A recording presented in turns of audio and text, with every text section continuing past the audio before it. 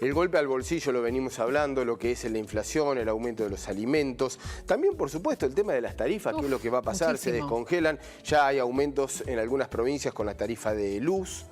Hay pedido de aumento de tarifa de gas para los próximos meses. Se vienen meses complicados para el bolsillo de los argentinos. Sí, y qué dato, que entre el alquiler y las tarifas se lleva más del 90% de un sueldo base. Bueno, eso es vivir el mes para pagar las deudas. Por favor, claro. Para pagar el alquiler, el que tiene que llevar adelante el alquiler, Claro, y para pagar pagar las deudas, tarifas. es así.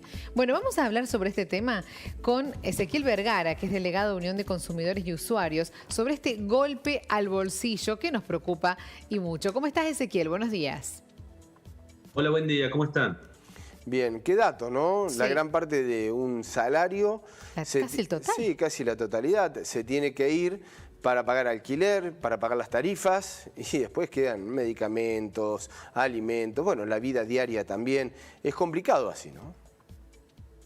Así es, esto es un relevamiento que hizo la Organización Acción y Defensa del Consumidor e Inquilino, ADCOIN, en el cual se exponen datos que todos percibimos en el bolsillo, pero que a veces verlo en los números concretos impactan, porque si bien esto es algo que viene subiendo cada vez más, pasan los gobiernos de distintos colores y cada vez se agrava más la situación, sobre todo del sector que es inquilino y que además de todas las tarifas tiene que pagar un alquiler, vemos que el impacto prácticamente impide a una persona que tiene que pagar el alquiler cualquier capacidad de ahorro o de gasto por fuera de pagar los servicios básicos y esenciales. Esto es muy preocupante porque una sociedad sin capacidad de ahorro no tiene tampoco capacidad de inversión, es muy limitada su posibilidad de consumo por fuera de lo básico, por fuera del día a día.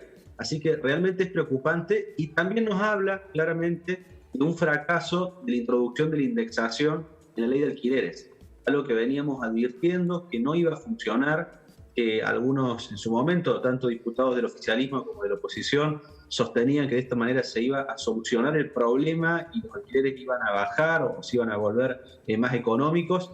No solo eso, sino que han subido claramente, por más que se introduzca un índice, no pasaba por ahí la solución al problema habitacional y al problema de la falta de oferta de vivienda que hace que incrementen los precios. Y a esto se suman dos factores muy importantes también para lo que fue la subida de los precios.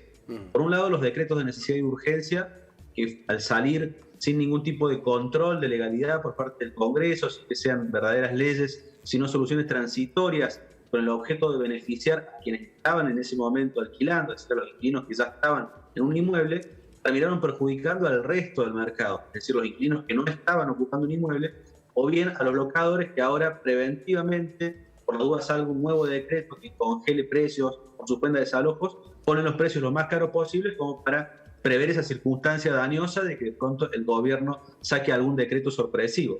Y a esto se le suma la cuestión también tributaria, que siendo un mercado que de toda la vida trabajó en la informalidad, es decir, no se emitía factura, lo cual no está bien, pero claramente era como venía funcionando, ahora se le añade esta persecución a través del registro NAFIP, a través de la obligación de dar factura, y de nuevo repetimos, es algo que siempre debería haberse cumplimentado, pero hacerlo de esta forma, sin ningún tipo de incentivos, y pasar de un régimen que siempre fue informal a un régimen en el cual los locadores van a tener que empezar a dar facturas, implica también un costo impositivo que se va a ver trasladado al precio, porque todos estos nuevos impuestos claramente los locadores lo van a sumar al precio del alquiler. Entonces, claramente hay una situación crítica en el mercado inmobiliario, muchos locadores no están poniendo en oferta sus inmuebles, esperando a ver si se soluciona algo relativo al tema de los decretos o si se baja algún tipo de impuesto, si hay algún incentivo. Entonces, toda esta especulación hace que haya menos oferta y por lo tanto incrementen aún más los precios.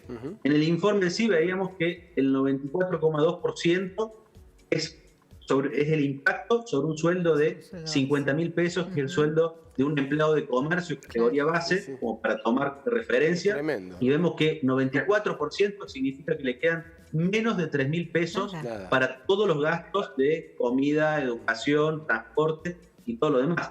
Es completamente inviable que alguien pueda sustentarse con ese ingreso. ¿Qué rubros se tuvieron en cuenta, Ezequiel, para este cálculo? lo que se tomó es solamente sobre un sueldo de 50.000 pesos, que repetimos, es la categoría básica de un empleado de comercio, prácticamente sería el equivalente a 2 salarios mínimos vital y móvil. Sobre ese sueldo se descontó el valor de un alquiler de un departamento de 2 dormitorios en el centro de Córdoba, conforme a lo que ofrece el mercado hoy en día, y el pago de lo que son tarifas y servicios básicos. Con tarifas nos referimos al servicio de energía eléctrica, al servicio de gas y al agua. Y con servicios simplemente a telefonía e internet. Es decir, la suma de estos rubros, que repetimos, son básicos. No estamos hablando de un servicio de entretenimiento por internet, no estamos hablando de la prepaga, no estamos hablando de la cuota del gimnasio, no. Simplemente alquiler más tarifa y servicio con lo que, si uno no lo tiene, no puede vivir básicamente.